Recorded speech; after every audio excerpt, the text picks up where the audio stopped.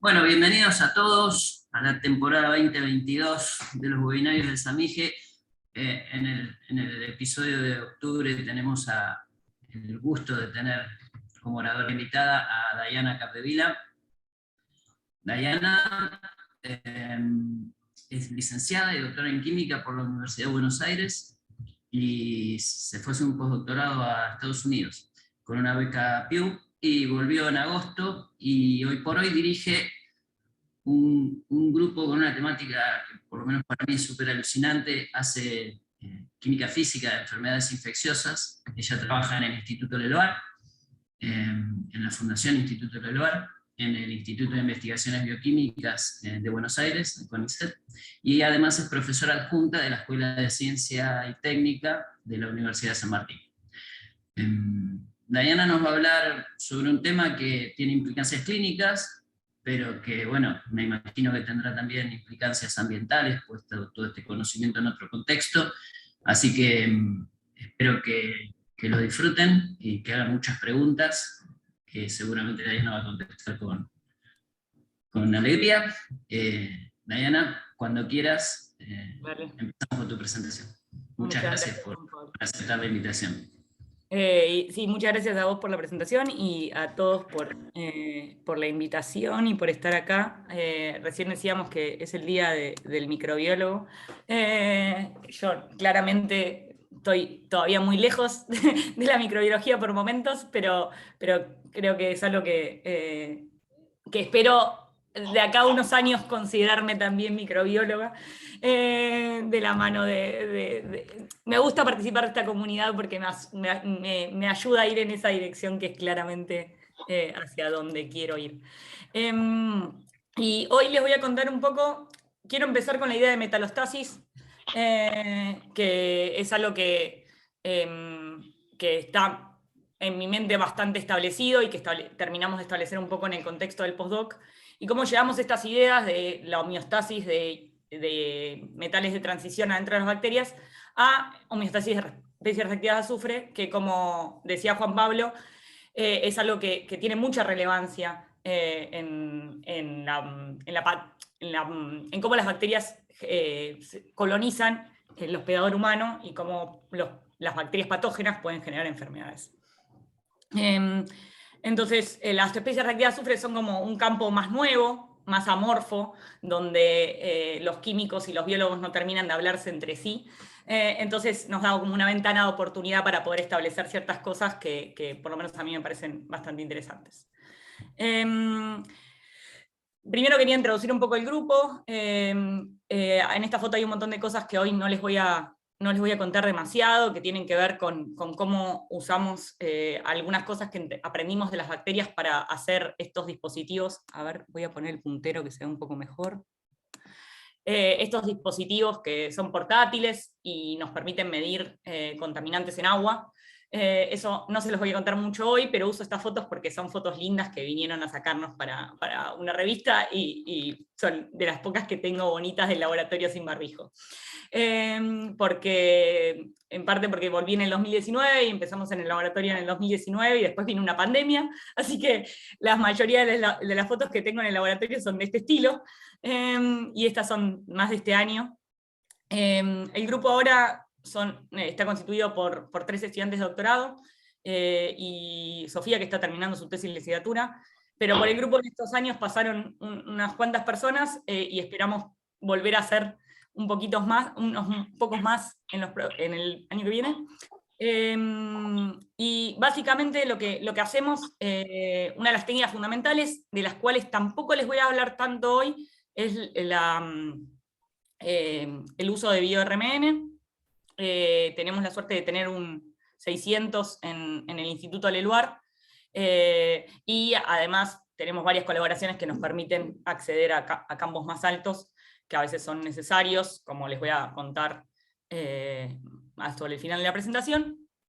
Y en paralelo con RMN usamos distintas técnicas para caracterización de biomoléculas, en particular algo que me interesa mucho a mí para entender la fisicoquímica que hay detrás de estas proteínas que trabajamos, es la calorimetría. Así que tenemos 2 calorímetros funcionando en el laboratorio, que está bueno. Y nada, y así empezamos a dar algunos pasos en la dirección que me gustaría ir. Lo que hacemos en el laboratorio va, como les decía, desde la fisicoquímica. En particular lo que nos interesa es la entropía conformacional, para tratar de entender, a través de trabajar exclusivamente con factores de transcripción, casi exclusivamente con factores de transcripción, entender cómo las bacterias, en particular los patógenos humanos, regulan las respuestas a estrés. Y una de las preguntas que a mí más me motiva en ese contexto es tratar de entender cómo evolucionan estas proteínas. Muchas de las proteínas con las que trabajamos son muy importantes en el contexto de la colonización de los patógenos al hospedador humano. Entonces la presión de selección viene un poco, o una de las hipótesis de trabajo es que la presión de selección viene un poco del hospedador humano. Y bueno, empecé trabajando en esa dirección en el postdoc y seguimos trabajando cuando volví a Argentina. Y eso se combina con una intención que lentamente se va haciendo realidad, de poder seguir trabajando en poder medir la entropía conformacional a través esencialmente de RMN, y poder ver cuáles de estas propiedades tienen un rol en la evolución molecular. Y digamos, del lado de la colonización de las bacterias en el hospedador humano, lo que les voy a contar hoy, digamos, estamos poniendo el foco en la regulación de las especies reactivas de azufre. Y lo que no les voy a contar hoy es cómo podemos usar la información que tenemos sobre los factores de transcripción para generar estos sensores portátiles. Entonces, básicamente lo que les voy a contar hoy es cómo podemos ir desde acá hasta acá, o cómo podemos usar ideas sobre entender la evolución en familias de proteínas que sensan metales y que también sensan especies reactivas de azufre, para entender cómo es la homeostasis de especies reactivas de azufre en bacterias patógenas.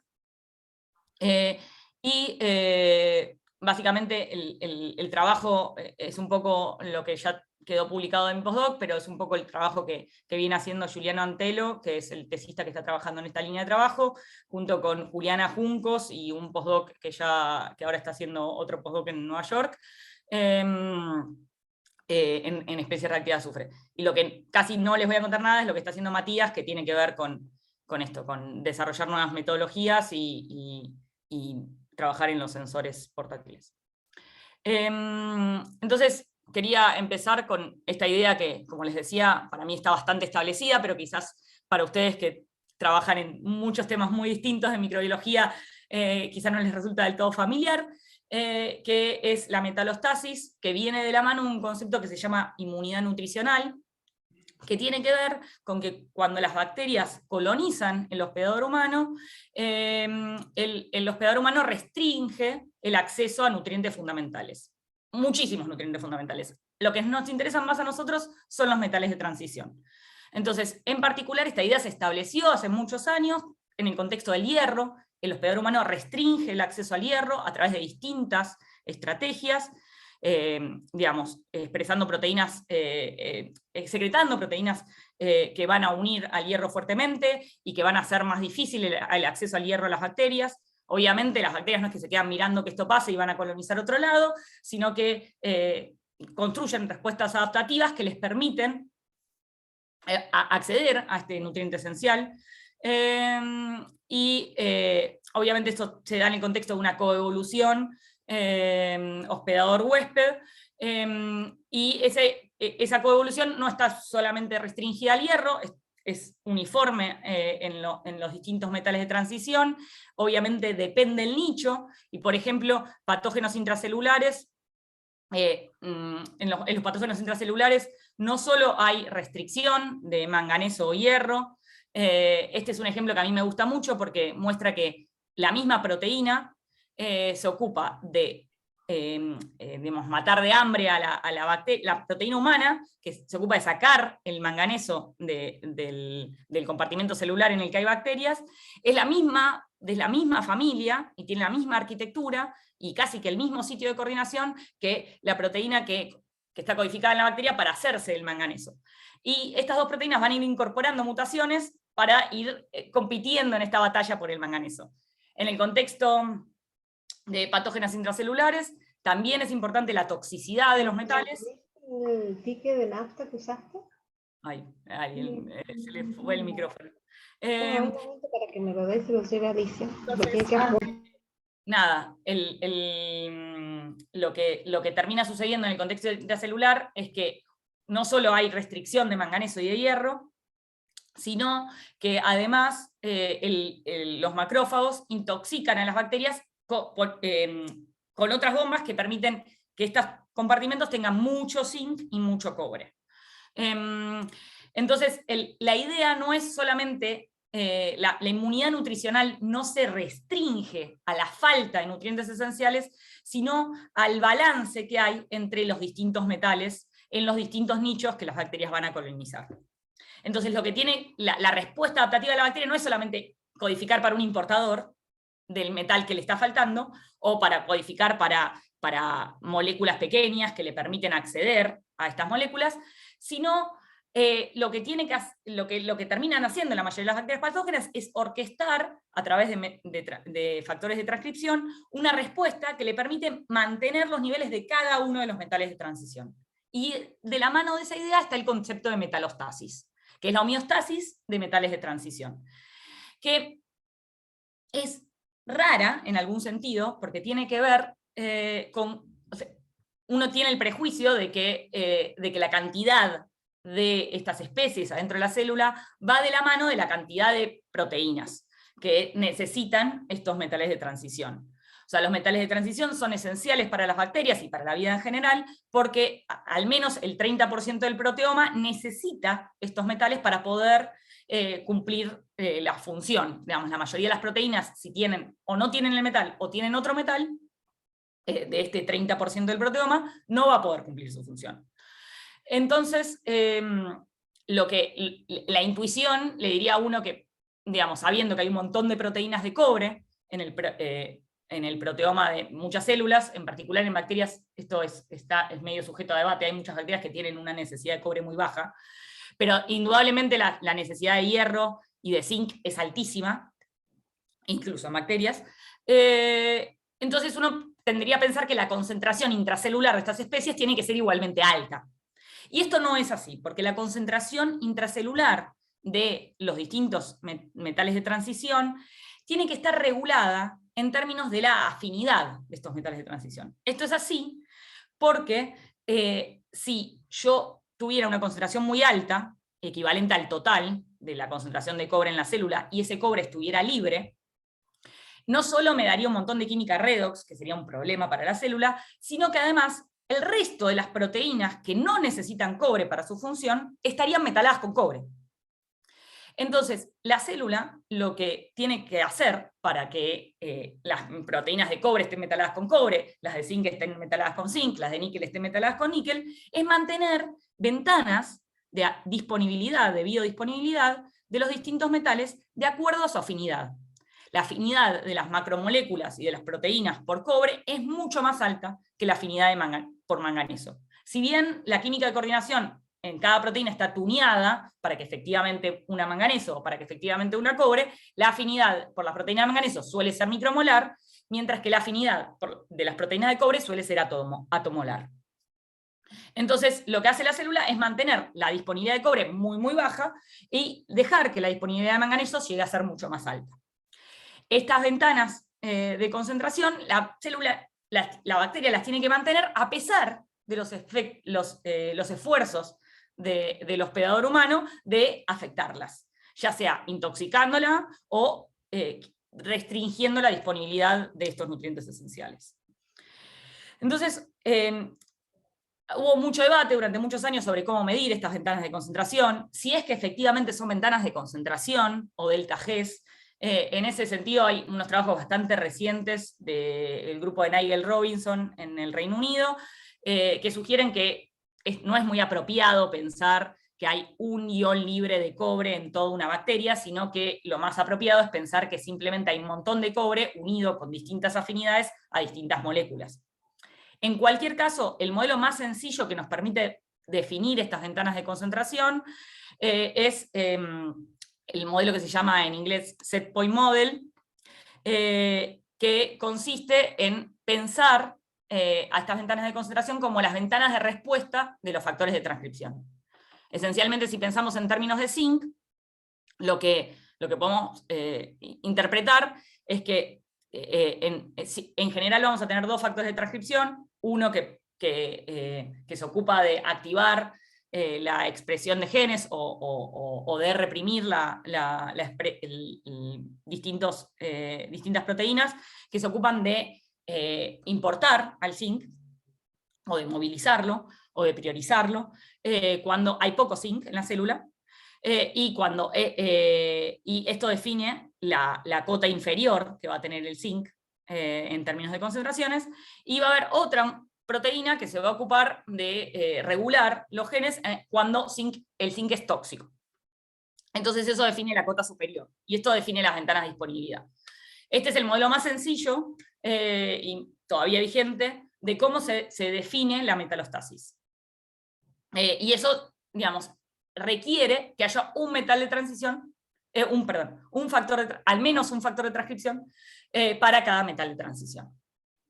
Y obviamente, de vuelta, estas ventanas de concentración son muy disímiles a la cantidad total que hay de estos iones en el contexto de una bacteria. Entonces, como les decía, este modelo requiere que haya al menos un factor de transcripción para cada metal, y efectivamente, si uno mira la notación de la mayoría de las bacterias, va a encontrar distintos factores de transcripción de distintas familias para cada uno de los metales. Y ahora están bastante bien anotados, y si uno entra a una base de datos como ENTRAF, puede buscar el de níquel, puede buscar el de zinc, el de hierro, y así. Ahora, si organizamos un poco esa información, emerge una cosa que a mí me parece bastante interesante, que es que hay 13 familias de factores de transcripción que responden a metales de transición. Y si buscamos más en esas 13 familias, encontramos que, si bien hay algunas familias que son muy, muy diversas en términos de los estímulos que sensan, hay familias que lo que hacen es sensar moléculas pequeñas. Todos estos factores de transcripción de los cuales les voy a hablar hoy son sistemas de un componente. Si bien hay algunos factores de transcripción, algunas familias de factores de transcripción que responden a metales que son sistemas de dos componentes, la gran mayoría son sistemas de un componente, donde es el mismo factor de transcripción el que se une al metal de transición, y eso modula o la afinidad por el DNA o la capacidad de reclutar, por ejemplo, a la polimerasa. Entonces, básicamente, lo que a mí me interesan las familias más sencillas posibles y las más pequeñas posibles para poder hacer la caracterización físico-química con el nivel de detalle que solemos. Hay dos familias de las cuales les voy a hablar hoy. Si uno mira a todos los miembros existentes de estas familias, ve que no solo miden metales de transición, sino que, esto es una especie de representación muy esquemática de la tabla periódica, en la que en rojo están todos los metales de transición que hay al menos un miembro de la familia que se describió que responde a estas especies. Y en estas dos familias algo que es muy interesante es que si uno organiza todos los estresores, digamos, que pueden sensan o metales de transición o especies reactivas. Digamos, para mí es una observación bastante que me motivó empezar a pensar en especies reactivas en parte, y tiene que ver con esto de que la química que usa la célula para medir zinc no es muy distinta de la química que usa la célula para medir especies reactivas de oxígeno o especies reactivas de azufre. Entonces, esa idea motivó de alguna manera tratar de ver si efectivamente la química que usa la molécula, en definitiva, que está usando la célula para responder a estas especies, es la misma. Quizás el marco teórico en el que tenemos que entender qué hace la célula con estas especies reactivas puede ser similar. Entonces, primero déjenme introducir un poco qué son las especies reactivas de azufre. Las especies reactivas de azufre se definen como las especies oxidadas de sulfuro de hidrógeno dentro de la célula. El sulfuro de hidrógeno durante mucho tiempo fue simplemente una toxina, que lo que viene del huevo podrido y este gas medio extraño que simplemente podía intoxicarnos.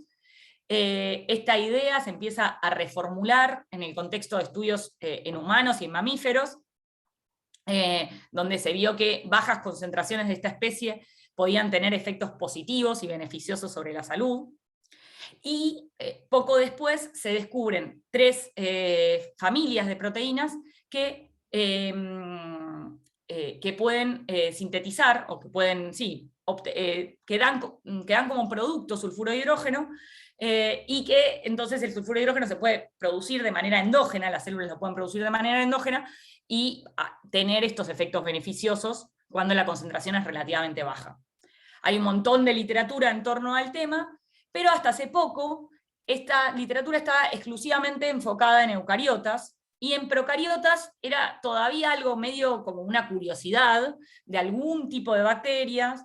En particular se sabía el rol del sulfuro en la fotosíntesis y la respiración de distintas bacterias, y se habían descrito con bastante nivel de detalle los mecanismos para, o las vías para oxidar o reducir al sulfuro. Pero las implicancias biomédicas en bacterias hasta hace no tanto todavía eran muy especulativas.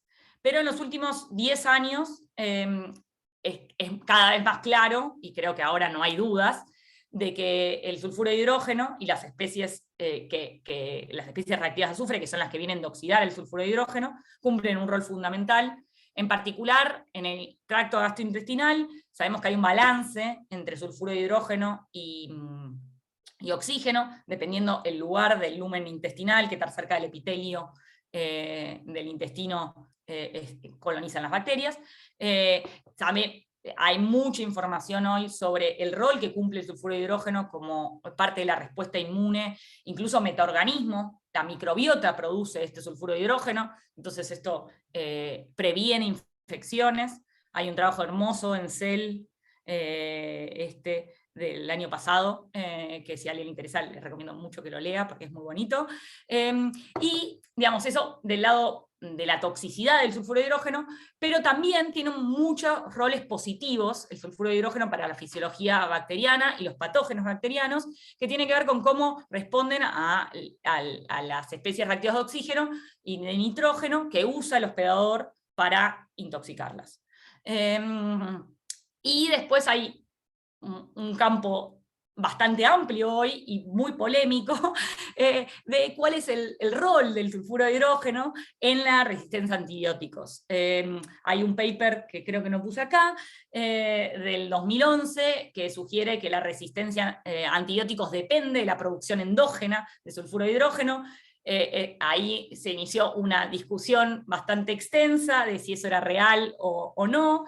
Hay gente que sigue pensando que no, y cada tanto surgen trabajos nuevos que sugieren nuevos mecanismos por el cual el sulfuro de hidrógeno o las especies reactivas de azufre, como los hidropersulfuros, pueden participar de la resistencia a antimicrobianos. En particular, este trabajo para mí es como bastante directo, como que la concentración de hidropersulfuros a partir de la producción endógena puede modificar químicamente a los betalactámicos, haciendo que la droga se pueda exportar al espacio extracelular. Ese es un paper también del año pasado, que también es sujeto de debate. Es como fue muy divertido. Este año fui a la Gordon Conference y todavía hay como muchas voces encontradas, y es lindo participar de un campo que está así como efervescente. Pero bueno, nosotros y nuestro aporte vino desde el lado de los factores de transcripción. tratando de extender esta idea que les comentaba de los metales de transición.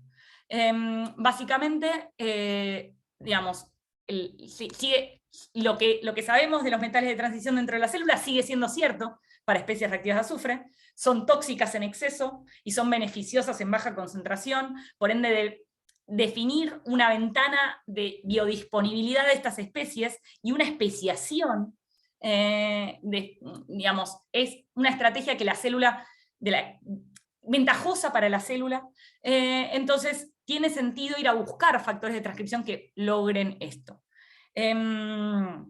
Y les expolié un poco que sabíamos que existían estos factores de transcripción, pero esto fue una cosa que se descubrió mientras yo estaba haciendo el postdoc, en el laboratorio en el que estaba haciendo el postdoc. Yo al principio no estuve muy involucrada y después me pareció súper interesante y me metí un poco más, y es algo que ahora hacemos en el laboratorio. Se descubrieron 3 familias de factores de transcripción que responden a especies reactivas de azufre. Esto viene dentro de un debate de si las proteínas pueden tener una respuesta específica a especies reactivas de azufre sobre especies reactivas de oxígeno. Muchos de estos sensores hace 10, 15 años se veían, o hace 10 años, se veían como sensores redox. Y hoy sabemos que no son inocentemente sensores redox, sino que son sensores de persulfuros. Y ahora les voy a contar un poquito más cómo establecimos esa idea, que obviamente todavía se puede revisitar. Pero bueno, son 3 familias de proteínas, de las que no les voy a contar nada, y si a alguien le interesa después podemos charlar, porque esta proteína ha dado muchos dolores de cabeza, o esta familia de proteínas, porque ya se caracterizaron 3, es de FISAR, que es el único activador, estos 2 son represores, así que me voy a concentrar en estos 2 por el resto de la charla, no sé cuánto tiempo queda, creo que tengo más o menos 20 minutos para contarles resultados. Y entonces, básicamente, lo que les voy a contar es primero una historia sobre CSTR, y sobre la familia de proteínas, porque a mí lo que me interesa de alguna manera es conectar los sensores de metales con la respuesta a especies reactivas de azufre. Y por otro lado, les voy a contar un poco de la historia de SQRR en el contexto de la familia ARSAR, que es la familia a la que pertenece esto. Quizás lo que diferencia estas 2 historias que les voy a contar es que en la evolución molecular de la familia CSOR, que es estas proteínas con forma de dona, que son tetrámeros, es que en un único sitio, a través de mutaciones, han evolucionado sensores que son específicos para metales de transición y sensores que son específicos para especies reactivas. Mientras que en esta familia, que les voy a contar después, hay distintos sitios alostéricos que han evolucionado en el transcurso de la evolución molecular de esta familia, y cada sitio alostérico tiene una función distinta. Entonces, empezando con esta primera, que digamos, es una familia relativamente reciente, el primer miembro se descubrió en el 2007. La forma de unión al DNA todavía no se conoce demasiado, no hay ningún complejo cristalizado con DNA. Entonces, es un motivo de unión a DNA un poco extraño. Y como les decía, toda la diversidad de esta familia en términos de lo que determina su función está digamos, determinada por la química de coordinación, o la química redox, que tiene este sitio, que como es un tetrámero, está 4 veces en la proteína. Básicamente, muy al principio, haciendo alineaciones de secuencias de miembros más o menos descriptos, se propuso que había un motivo que determinaba cuál era la funcionalidad del sensor. CSOR es un sensor de cobre, que tiene esta coordinación, ahí la estructura se conoce, y se propuso muy rápidamente que si esta histidina no estaba presente y esta tirosina no estaba presente, podía haber otras funcionalidades que tenían que ver con especies reactivas a través de la reactividad de 1 o 2 cisteínas. A mí lo que inmediatamente me generó la pregunta de esta propuesta es ¿por qué estas cisteínas no reaccionan con especies reactivas. O sea, entiendo perfectamente que si yo saco esta histidina de acá, la unión a cobre se va a ver afectada, entonces la selectividad por cobre se puede ver afectada. Pero, ¿qué hace que estas dos cisteínas no reaccionen con especies reactivas de azufre? O con especies reactivas electrofílicas, como reacciona el sensor de formaldehído. Entonces, para tratar de entender eso, el recurso que usamos fue hacer una Sequence Similarity Network y analizar además el contexto genómico con un Genomic Neighborhood Analysis, para tratar de asignar las funciones en función de las secuencias o de la similitud de secuencias. Y pudimos segregar las distintas secuencias en función de la similitud de secuencias, pero además le pudimos asignar una función a los distintos clústeres que veíamos, utilizando, por un lado, la similitud de secuencias, por otro lado, la conservación de motivos, y por otro lado, el contexto genómico, que en muchos casos nos da información sobre el regulón del factor de transcripción. Entonces, de esta manera pudimos definir un clúster grande de sensores de cobre, un clúster grande de hidropersulfuros, que son especies reactivas de azufre, y otro par de clúster de sensores que también son de metales de transición, pero son de níquel y cobalto. Enfocándome particularmente en la diferencia entre los sensores de cobre y los sensores de especies reactivas de azufre, podemos agarrar estos clústeres y ver que efectivamente los motivos que se habían definido inicialmente están bastante conservados. La cisteína que está en la posición X está conservada tanto en los clústeres de cobre como en los clústeres de especies reactivas de azufre. Esta otra cisteína tiene un grado de conservación menor si uno ve todos los clústeres de cobre, pero, digamos, y bueno, se ve la conservación de esta histidina, que completa la coordinación del cobre trigonal, y esta tirosina, que es un ligando de segunda esfera, que tampoco está presente en los sensores de especies reactivas de azufre. Pero esto refuerza la misma pregunta. ¿Qué hace que estas cisteínas no reaccionen con especies reactivas de azufre? Porque había bastantes experimentos que sugerían que no había un crosstalk entre los sensores de especies reactivas de azufre y los sensores de cobre. Acá, esto me lo salteé, pero les muestro un poco este análisis de contexto genómico que nos permite terminar la asignación del clúster 1 como un clúster de cobre y el clúster 4 como un clúster de especies reactivas de azufre. Básicamente en el contexto genómico del clúster 1 vemos transportadores de cobre, no en todos los casos, pero en un porcentaje muy alto, y no vemos en ningún caso proteínas de oxidación de especies reactivas de azufre, como es CSTA, o transportadores de especies reactivas de azufre, como son tau-I. Y estas proteínas solo se ven en la gran mayoría de los casos, en particular las rodonasas se ven en la gran mayoría de los casos, cuando vamos a los clústeres que proponemos que son de especies reactivas de azufre. Pero de vuelta, este análisis nos sirvió para convencernos de que podíamos asignar con la secuencia la función de la proteína, y asignarla no a nivel de es una CSOR que va a unir DNA, sino este es probablemente el inductor de esta proteína. Pero no nos respondía nada sobre la pregunta de qué hacía que los sensores de cobre no reaccionaran con especies reactivas. Y esa pregunta la tratamos de responder usando espectrometría de masa, tratando de estudiar la nucleofilicidad o la reactividad de las cisteínas. Digamos, como les decía recién, en los sensores tanto de cobre, que son estos, como los sensores de especies reactivas de azufre, tenemos dos cisteínas conservadas. Y lo que fue interesante de este estudio es que a través de estos experimentos donde podemos estudiar la nucleofilicidad, básicamente lo que hacemos es un experimento de un pulso de una agenda alquilante durante distintos tiempos, y después quencheamos con otro agente alquilante y vemos cuánto de la cisteína no reaccionó. Si la cisteína no reaccionó, vamos a ver una masa más baja. Si la cisteína reaccionó, vamos a ver una masa más alta. Entonces lo que este experimento sugiere es que la cisteína 31 de este sensor es muy reactiva. Al cabo de de 90 segundos está completamente alquilada. Sin embargo, la misma cisteína en el sensor de cobre es muy poco reactiva.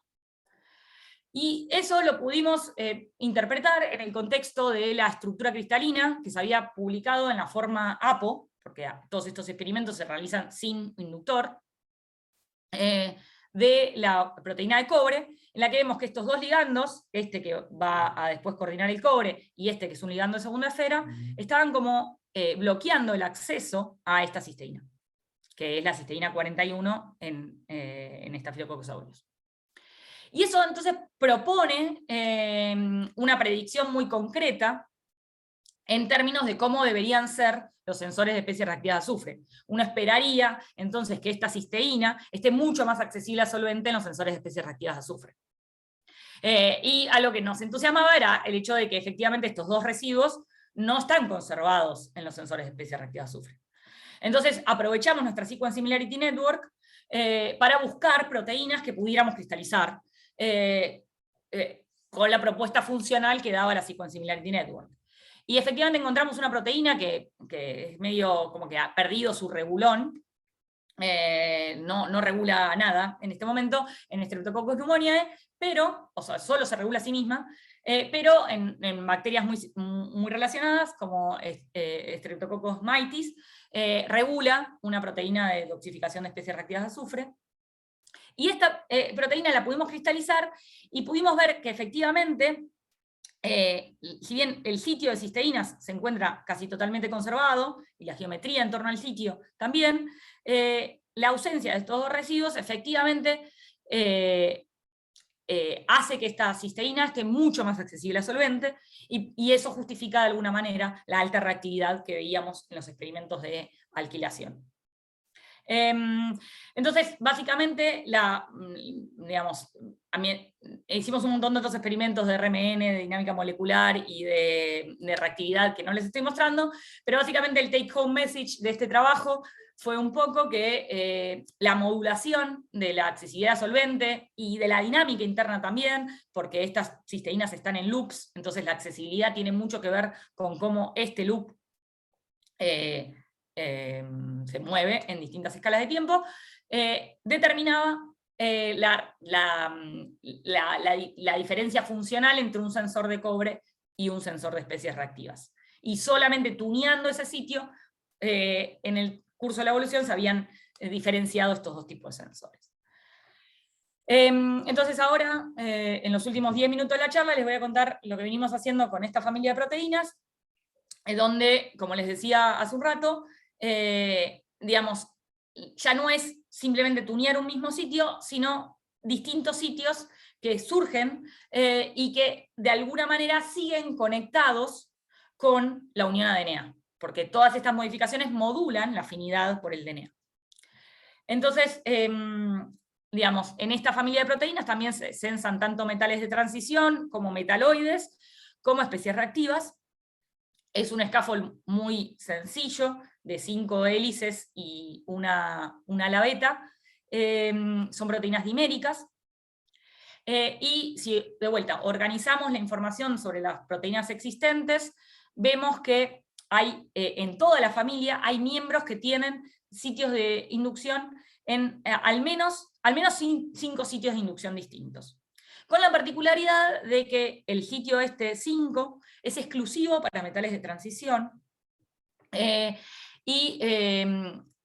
hay muchos sensores descriptos de zinc, algunos sensores descriptos de cadmio y algunos sensores un poco más promiscuos, pero exclusivamente de metales de transición, mientras que este sitio, el alfa 2, es exclusivo de especies reactivas. Y proponemos que son especies reactivas de azufre, por algo que les voy a comentar ahora en un ratito.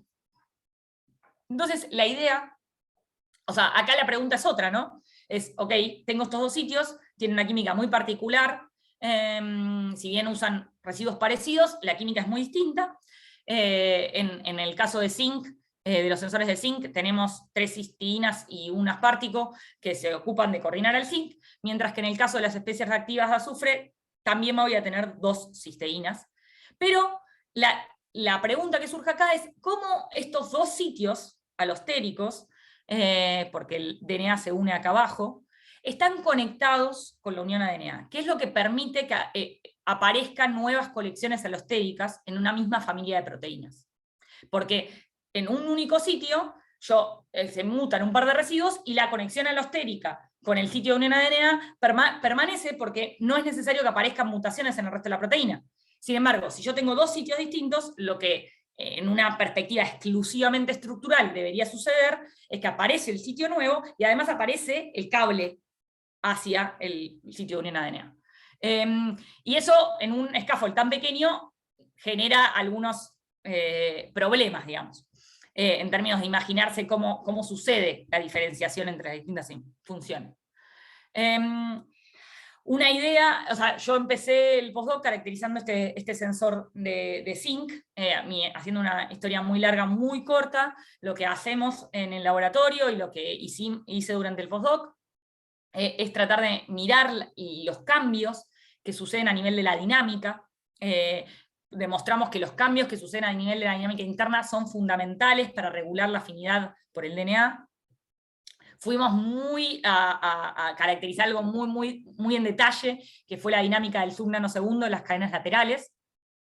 Lo que vimos es que cuando la proteína une zinc, la proteína entera se congela un poquito, o sea, medimos este parámetro que se llama parámetro de orden. Cuando el parámetro de orden sube, el orden sube y la dinámica se restringe. Eso es lo que pasa cuando une zinc, no en absolutamente todas las cadenas laterales que estamos muestreando, pero en la gran mayoría. Y eso se traduce en un costo entrópico, porque hay menos grados de libertad. Esto es lo que uno más o menos esperaría en un proceso de unión. La proteína se une al zinc, tiene una ganancia entálpica porque se forman todos estos enlaces de coordinación, pero tiene un costo entrópico porque, digamos, la flexibilidad uno esperaría que se vea disminuida. Obviamente esa intuición que tenemos de moléculas pequeñas no es necesariamente cierta en macromoléculas como es una proteína. Entonces, si bien estas 4 residuos que unen al zinc, lógicamente ya no tienen la libertad conformacional anterior porque están formando un enlace, el resto de la proteína podría estar haciendo cualquier otra cosa. Acá lo que vemos es que la proteína se vuelve más rígida. Pero vimos exactamente lo contrario en el proceso de unión ADNA. La proteína, al unirse al DNA, si bien forma contactos con el DNA, se vuelve más flexible. Esto implica una ganancia entrópica y, digamos, usando un marco teórico que se había desarrollado poco antes y se continúa desarrollando hoy, pudimos hacer una estimación de la entropía conformacional que está asociada a este aumento de flexibilidad. Y es enorme. Y uno diría, bueno, qué raro que haya una entropía tan grande en un proceso, entropía interna tan grande en un proceso de unión, pero lo cierto es que de todas las proteínas que se midieron con esta estrategia experimental, al menos un 25% muestran que en el proceso de unión se vuelven más flexibles. Entonces, la realidad es que, si bien es un poco atípico, no tenemos razones para sugerir que esto no es real. Y lo interesante es que esta entropía conformacional es 1/3 del delta G. Entonces, si lo que el zinc hace es congelar o redistribuir a la dinámica interna, puede estar afectando el acceso a esta entropía favorable. Y esa fue la propuesta súper provocadora con la que terminamos ese trabajo en el 2017, de que quizás lo que esté facilitando la conexión de las nuevas conexiones alostéricas en esta familia es el hecho de que cuando se une al DNA tiene esta entropía favorable que, si uno lo quiere pensar en términos muy estructurales, cosa que yo trato de no hacer, esta entropía conformacional favorable tiene un poco que ver que cuando la proteína se une al DNA se forman microcavidades acá arriba, y eso permite el aumento de flexibilidad. Y lo que proponíamos es, como toda la familia comparte la misma arquitectura, es posible que este sea un mecanismo de toda la familia y por ende pueda justificar cómo se construyen nuevas conexiones alostéricas. Entonces, con esa idea tratamos de ir de un sensor de zinc al sensor de especies reactivas de azufre. Para eso, Giuliano también armó una Sequence Similarity Network para tratar de asignar funciones.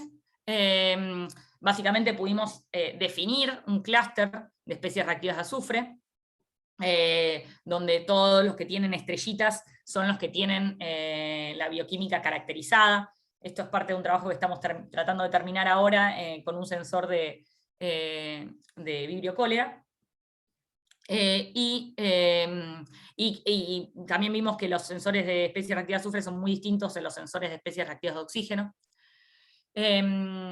Empezando a caracterizar este sensor de especies reactivas de azufre, cuando estaba terminando el postdoc, lo que vimos fue, o sea, lo que tratamos es de convencernos efectivamente si este sensor de especies reactivas de azufre era distinto de sensores redox comunes y corrientes, donde las dos cisteínas forman un puente disulfuro si se oxidan.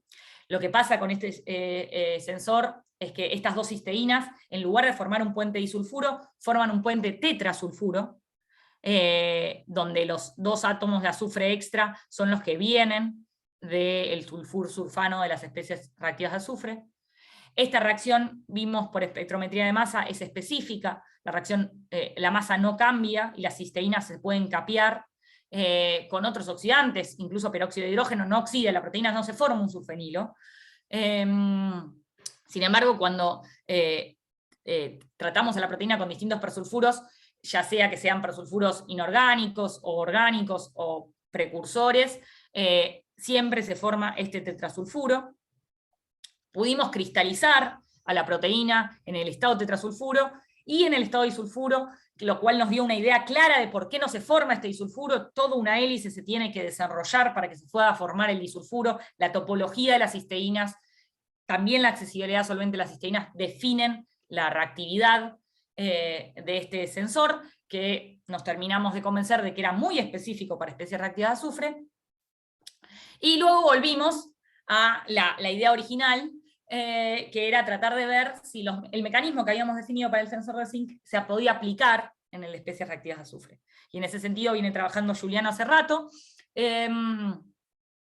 Básicamente lo que sale de las estructuras, más allá del sitio, y haber podido cristalizar esta especie de tetrasulfuro, que es el primer tetrasulfuro que se cristaliza en una proteína, lo que emerge es que la estructura no cambia mucho, que ambas estructuras son incompatibles con la unión ADN, que la proteína tiene esta dinámica funcional a la que necesita acceder para poder unirse al DNA, y que es interesante pensar que la formación del tetrasulfuro, más allá de un pequeño cambio estructural que está generando, que no necesariamente es a nivel de las hélices que unen el DNA, puede estar generando un cambio dinámico. Entonces usamos la misma estrategia de medir las cadenas laterales. Las cadenas laterales tienen un montón de ventajas a la hora de medir RMN cuantitativo y seguir cambios de dinámica. Entonces marcamos las cadenas laterales, asignamos las cadenas laterales tanto en el estado reducido como en el estado tetrasulfuro, y lo que vimos es que efectivamente cuando se forma el tetrasulfuro, la proteína entera se congela mucho, con un costo entrópico muy alto, y este congelamiento es mucho más marcado que los pequeños cambios estructurales que veíamos,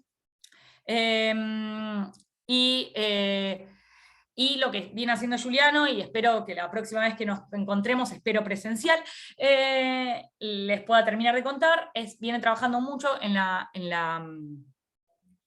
formación del complejo, en la caracterización de la proteína formando el complejo con DNA, y todavía no tenemos una asignación, entonces todavía esta información no es sitio específica, pero la información que tenemos hasta ahora sugiere que efectivamente la proteína se vuelve más flexible cuando se une al DNA. O sea, este reservorio de entropía que vimos con la proteína de zinc parece estar presente en la proteína que es en esa especie reactivas de azufre, y eso refuerza la idea de que efectivamente esto podría ser un mecanismo que facilita conexiones alostéricas, porque como les recuerdo, estos dos sitios alostéricos son completamente distintos, y estas dos proteínas, en términos de su relación de secuencia, es muy baja.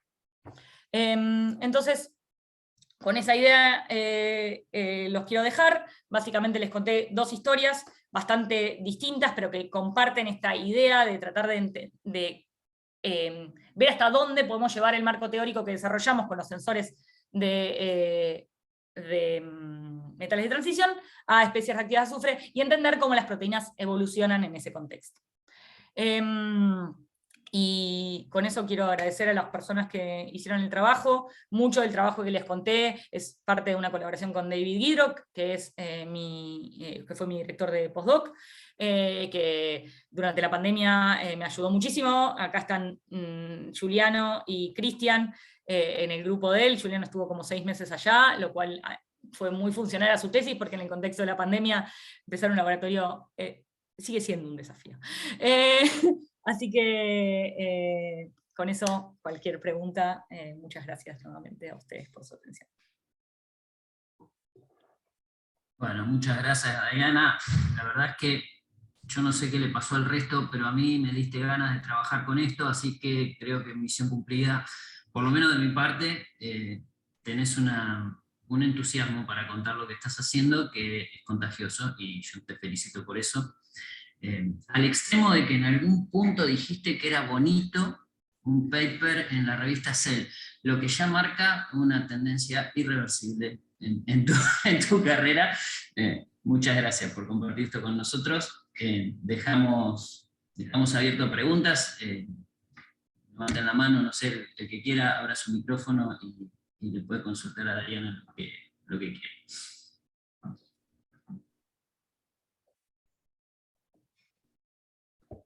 Bueno, hola, ¿qué tal? Perdón, sigo con problemas acá en casa, así que no voy a prender la cámara. Muy buena, Diana, la verdad que me encantó la presentación. Es la primera vez que te escucho y estuvo buenísima, pero ya me habían contado que eran muy buenas, por eso me había conectado.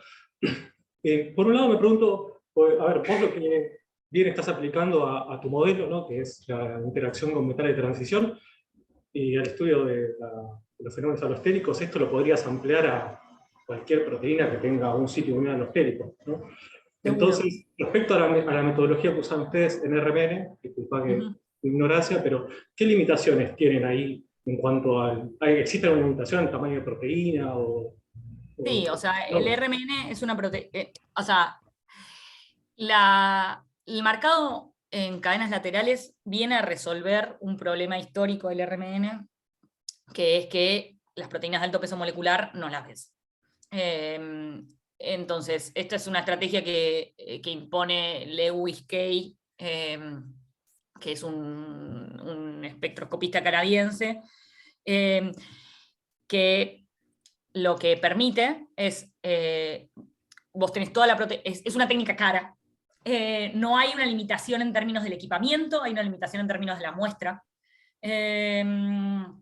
Lo que permite es que vos tengas toda tu proteína adulterada, entonces en definitiva tenés menos problemas de relajación, que es lo que hace que no puedas ver el espectro de una proteína relativamente grande.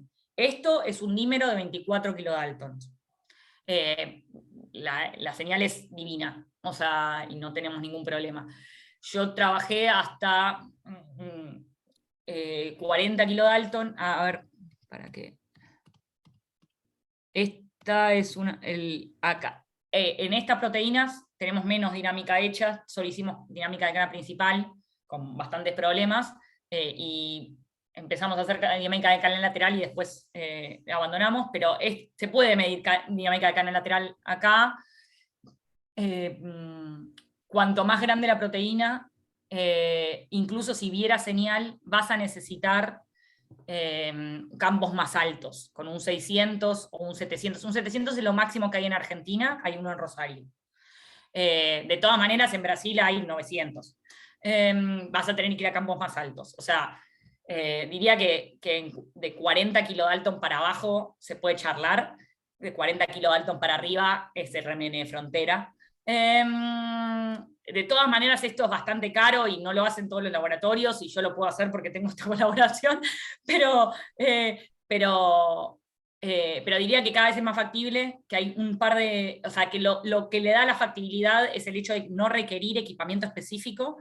Y yo creo que si la comunidad de bio-RMN en Argentina crece y podemos ir y podemos acceder a agua adulterada no tan cara, es una estrategia que se puede aplicar para otras proteínas. El punto es que exista la pregunta real y que no sea simplemente, puedo hacer esto porque es fancy, lo hago. Que es lo que de alguna manera nos pasó con esta proteína. Para mí la dinámica funcional está en los loops, y si la dinámica funcional está en los loops, hacer RMN más tradicional, de cadena principal, es más razonable. El problema que tenés es que no es tan fácil, porque la señal es peor. No sé si respondí tu pregunta, quizás. Sí, clarísimo. ¿Qué tan grandes son las proteínas con las que trabajas, Patricio? No, es que muchas veces hay algunos factores de transcripción, ¿no? Que son, y más de los que unen ligandos un poco más grandes, como, no sé, ácidos grasos o acilomosfenolactona, son como más grandes, entonces a veces es interesante estudiar este tipo de dinámica como lo planteas vos. Sí, a ver, nosotros en el grupo donde hice el postdoc, yo no trabajé en eso, pero hay un par de trabajos publicados con TETAR, que bueno, es la proteína con la que trabajamos es un zinc, pero hay muchos miembros de la familia que unen ácidos grasos. No me voy a acordar ahora el peso molecular, pero seguro estaba por encima de 40 kilodalton. Si tenés suerte y la proteína está bien comportada, se pueden ver cosas de dinámica, pero diría que el grado de complejidad es lo primero. Si tenés una dinámica interesante de loop, se puede charlar.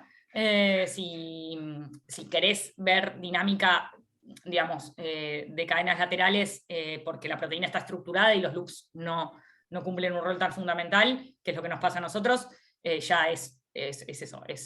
Tenés que llegar ahí habiendo pasado por el anterior, porque si no es un gasto de dinero que no se justifica. Y nosotros ahora estamos colaborando con un investigador que trabaja en transportadores y tiene espectros muy lindos de una proteína que tiene 300 aminoácidos, y estamos pudiendo medirlos acá en Argentina, pero todo cadena principal, por una cuestión de costos. Bueno, muchas gracias.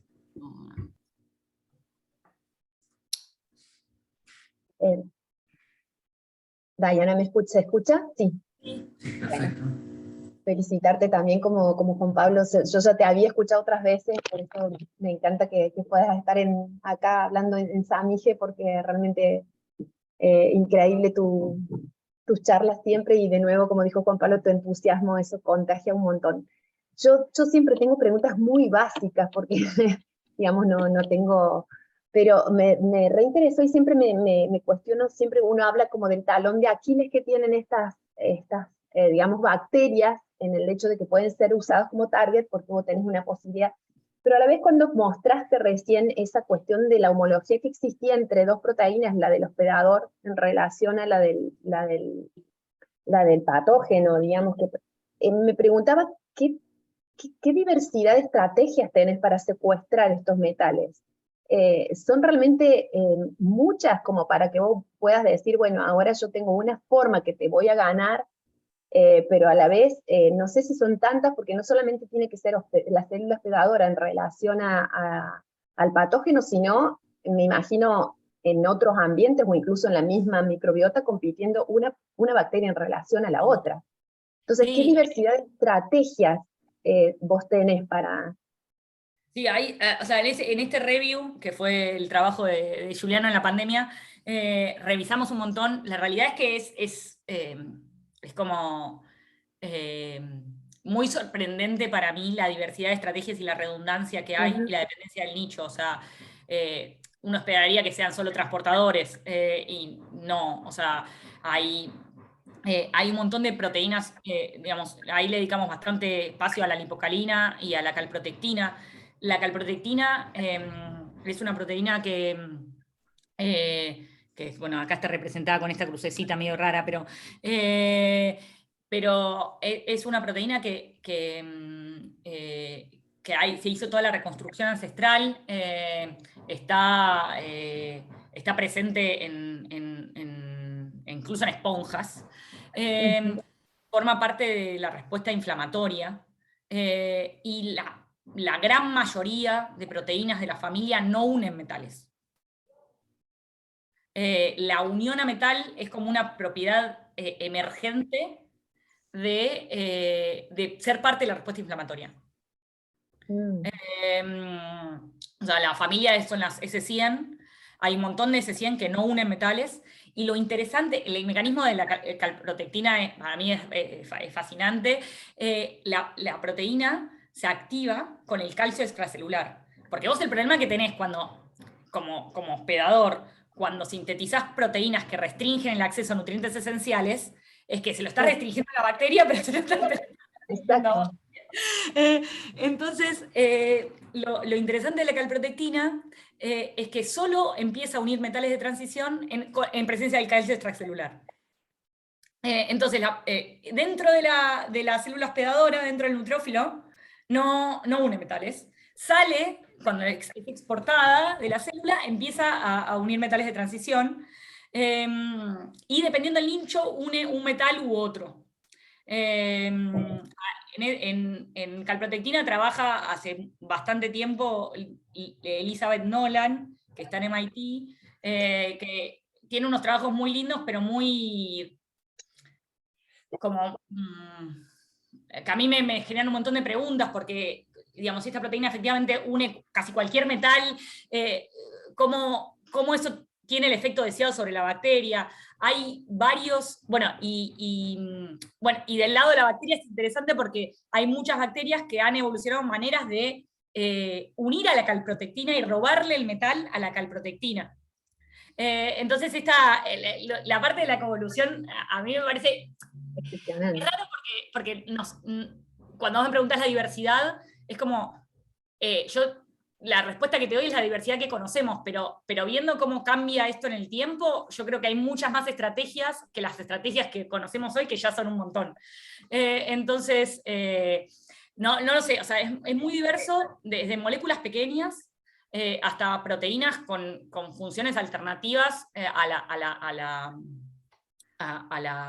digamos, a la previamente descrita en el contexto del hospedador sin patogénesis. O sea, la lipocalina es un transportador de lípidos, pero de moléculas, o sea, la familia transporta moléculas hidrofóbicas. Y la evolución de la lipocalina es fundamental para unir los sideróforos que producen las bacterias para hacerse del hierro. Entonces, cuando la lipocalina lo une, le previene a la bacteria el uptake del sideróforo. Pero la función que cumple el resto de las proteínas de la familia en el contexto del hospedador es otra totalmente distinta, es una función no fisiológica, digamos, es una función fisiológica de transportar moléculas que son importantes para el hospedador. Y en el contexto de la inflamación la producen los neutrófilos, y es otra variante distinta de la misma familia. Yo de eucariotas sé todavía menos que de bacterias, así que hay un montón de cosas que se me escapan, pero me parece que es un campo súper rico donde hay mucho para hacer. Claro, me imagino. Sí, sí, sí. No, lo mismo que también pensaba en esto, hay como una suerte de homología cuando vos ves el tema de la lucha con el antibiótico, la resistencia, y es como algo parecido. Entonces yo ahí, una pregunta que a lo mejor puede ser una huevada, ¿hay posibilidades, se ha hecho algún evento de transferencia horizontal, digamos, donde vos tenés algún recurso para crear y se transfiere entre, digamos, esa posibilidad de ganar ahora a la célula eucariota, si hay, digamos, transferencia horizontal o como se sucede con los antibióticos, la resistencia? Sí, o sea, la realidad es que en el contexto de los sideróforos esto está más o menos estudiado. A veces la transferencia horizontal es medio rara.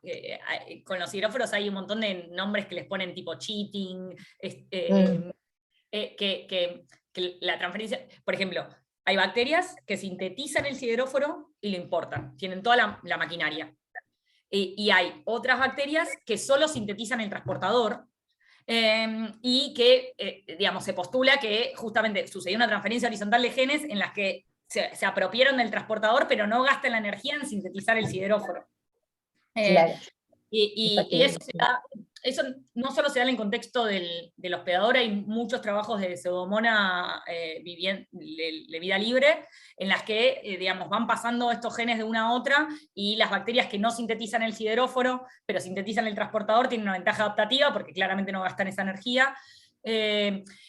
El punto es que ahí es donde se vuelve complejo, porque muchas de las estrategias que nosotros queremos vincular a evolución en el contexto, que es donde es distinto de antibióticos, queremos vincular a evolución en el contexto del hospedador, suceden en paralelo en la vida libre. Entonces es difícil argumentar. Por eso yo con el tiempo me estoy tratando de enfocar más en mecanismos de resistencia, tipo regulación de toxinas o cosas así, donde es más evidente la asociación con el hospedador humano. Porque si no al menos lo que me pasa a mí es que la evolución de bacterias es como muy compleja. Y yo creo que, por ejemplo, una cosa que hicimos en este trabajo, que a mí me gustó y que sigo hablando con Tato en esa dirección, solo que no trabajamos nosotros lo suficientemente rápido para seguirle el ritmo, con Tato Vila, que él trabaja con metalobeta-lactamasas, y justamente las metalobeta-lactamasas incorporan mutaciones en respuesta al quelado de zinc por la calprotectina. Entonces ahí hay como un crosstalk entre la metalostasis, en particular de zinc, y la evolución de la resistencia a antimicrobianos. Y entonces también, digamos, es como que, si bien obviamente estas proteínas son anteriores a que empezáramos a usar masivamente antibióticos, hay la evolución que se ve clínica, es algo que es súper interesante y en lo que Tato viene trabajando hace un montón de tiempo. Buenísimo. Bueno, gracias de nuevo, Diana. Buenísima la charla. Yo te quería preguntar, Diana, no sé si hay alguna otra pregunta en la sala. Si no... Sí, Osvaldo quería... Osvaldo, sí, dale, Osvaldo, dale. Yo después también quería hacer algún comentario. No, Sí. no, realmente muy impresionado también por todo esto. Cuando uno estudia la interacción patógeno-hospedador y demás, el planteo es el organismo tiene que tratar de sobrevivir en condiciones prácticamente de starving a velocidades de crecimiento sumamente bajas. Entonces, por ahí una pregunta sería, la capacidad de adaptación es la respuesta sería más rápida a todo lo que serían efectos evolutivos como consecuencia de mutaciones, ¿no? Entonces, en este tipo de interacción, un poco relacionado con este tema tuyo, o sea, la capacidad de adaptación de estas proteínas o de cambios, evidentemente tienen que ser la primera respuesta para que el organismo pueda, no sé, tratar de adherirse a un tejido, colonizar, hacer sentir su presencia. Y entonces, son fenómenos, o sea, ustedes se plantean por ahí, o sea, estudios en relación a evolución genómica frente a cambios adaptativos. A mí me encantaría. Lo que pasa es que yo por lo menos tengo o sea, la mirada que tenemos ahora es súper naive, en el sentido de que estamos mirando la diversidad existente. Y la diversidad existente, como le decía Andrea, tiene que ver con algunas bacterias patógenas, pero otras, o sea, la diversidad existente de los sensores ARSAR son súper ancestrales, o sea, tiene que ver con un montón de nichos que tienen propiedades muy distintas. Sí, creo que es una tarea necesaria para eventualmente poder mirar cómo se incorporan mutaciones en la clínica, y ver si estas mutaciones... ver si podemos recapitular estas mutaciones en estos sensores. El problema es que o sea, honestamente creo que eso me encantaría hacerlo, no sé cuántos pasos tenemos que recorrer, creo que estamos en los primeros pasitos en esa dirección. Tenemos una colaboración que tampoco avanza todo lo rápido que me gustaría, con una investigadora que trabaja en resistencia a galio, que el galio se usa como antimicrobiano, donde es más directa la conexión con metales de transición. Entonces ahí sí, digamos, ella tiene como unas islas en las que va viendo cómo se incorporan mutaciones y cómo se vuelven más promiscuos algunos sensores. Pero es como algo muy específico, o sea, tampoco es que... digamos, me gustaría tener más de esos ejemplos donde podemos ver la evolución molecular de un factor de transcripción en el contexto del hospedador, pero son contados, y si conocen más ejemplos, por favor, hablemos, porque, digamos, es eso, nosotros el enfoque que tenemos ahora es muy naive, es todo lo existente, todo lo anotado. Me encantaría ir a situaciones más específicas, con nichos más específicos. La manera en la que estamos moviéndonos en esa dirección ahora es tratando de ver la regulación de toxinas. Muchos de estos factores de transcripción regulan toxinas. No hablé mucho de eso hoy porque todavía no tenemos nada publicado, pero y ahí sí es más evidente la conexión con la presión de selección del hospedador. Pero todavía está muy lejos de la presión de selección en la clínica, digamos.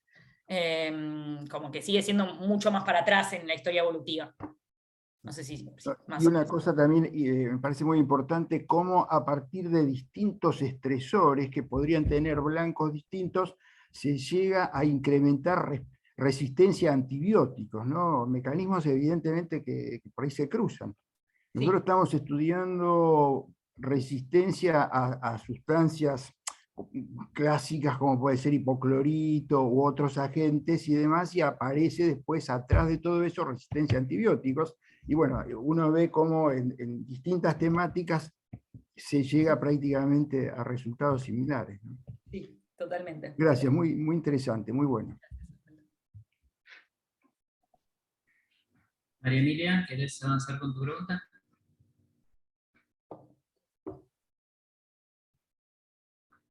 No sé si ahí se escucha. ¿Escucha? Ahí sí, ahora sí. Sí. Bueno, no poniendo la cámara porque también la entropía de mi casa no es mostrable, así que prefiero permanecer así. Pero bueno, me interesó, yo la primera vez que te escucho, y me interesó mucho porque me conectó con algo que si bien yo no estoy a full trabajando, pero sí me acordé que tenía una ligera conexión. Vos ahí nombraste muy al pasar Staphylococcus aureus. Yo ahora estoy en un grupo trabajando con Staphylococcus aureus en mastitis bovina. Y resulta ser que el muy chufis, digamos, del estáfilo, en el ambiente intramamario, digamos, suele pasar esto de que suele haber como una lucha por el hierro, digamos, se suele, la vaca, digamos, suele como, digamos, tener como un ambiente más como que lado de hierro, y por ende el estáfilo lucha ahí, digamos, pero sin embargo, se da la posibilidad de que esa falta de hierro, por ejemplo, desata, y ahí capaz que está el tema del estudio de los factores de transcripción, cómo actúa o qué cadena, digamos, de transcripción, digamos, ejecuta para aumentar, por ejemplo, la capacidad de formar biopelículas intramamarias y hacerse crónico. Digamos, Claro. Es decir, de alguna u otra manera el bicho se asegura que más allá, como decía el doctor Osvaldo, en esta falta, digamos, como de nutrientes, de permanecer ahí. Claro. Bueno, digamos, hay seguro, o sea, lo que yo hice en staff fue muy relacionado con el zinc, que ahí te iba a preguntar, digamos, en esta patología, ¿sigue siendo intracelular, staff? No sí. sé, porque, claro. No. Entonces, lo que hicimos fue muy relacionado con el zinc. Yo calculo que si tenés como lo decía al principio, si tenés starvation de hierro, probablemente la toxicidad de zinc sea peor.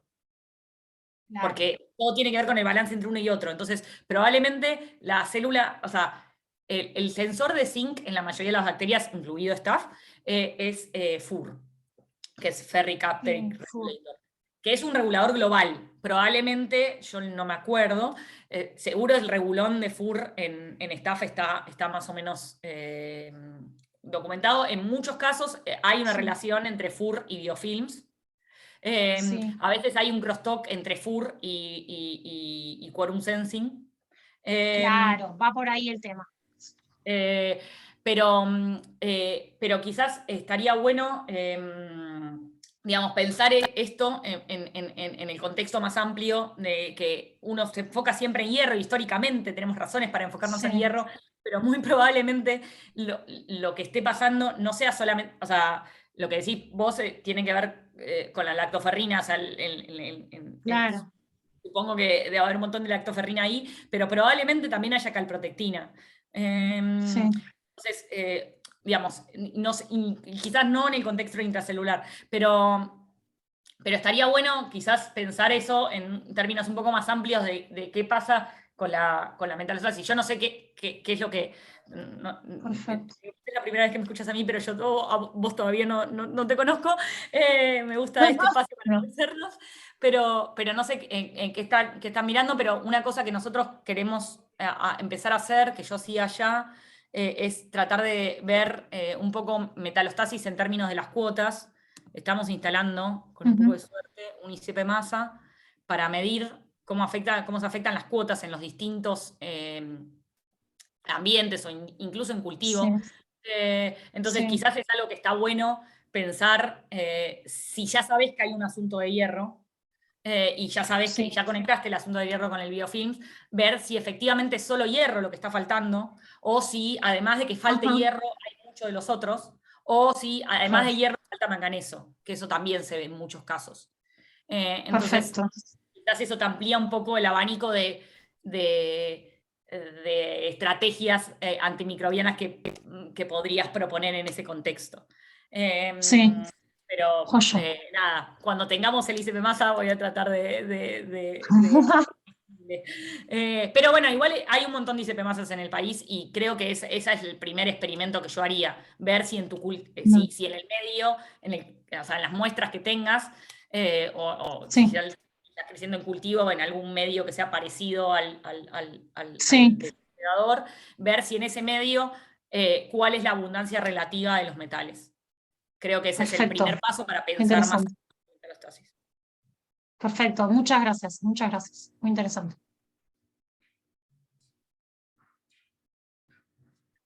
Muy bien, ¿tenemos alguna otra pregunta? ¿Alguien más que levante la mano?